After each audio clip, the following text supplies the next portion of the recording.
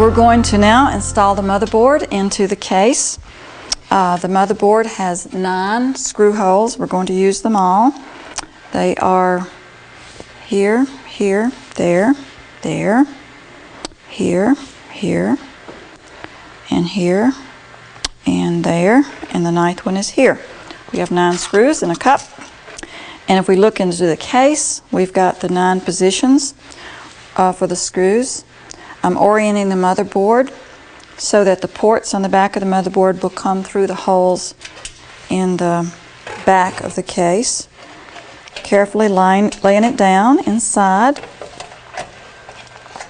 positioning it over the 9 screw positions, and also orienting it, wiggling these ports through the case cover, snapping into place.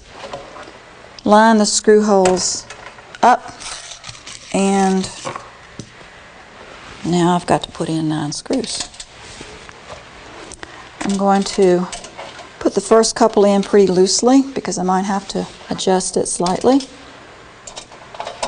It's important that all the screws be in place.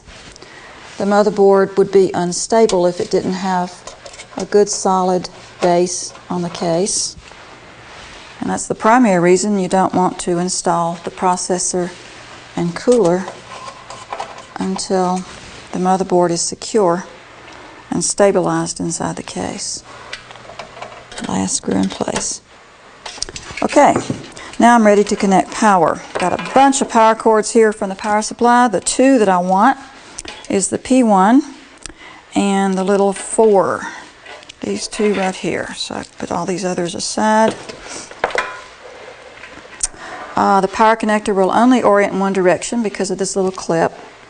So I will position it and hear it pop into place. Yeah, and then this one over here, position it, snaps into place. And then the exhaust fan needs power from the motherboard, and so I'll connect it to the little white power supply for exhaust fans, which is near the back of the case. So we have the motherboard and its power installed, and we're ready to go to the next step, which would be install the processor and its cooler.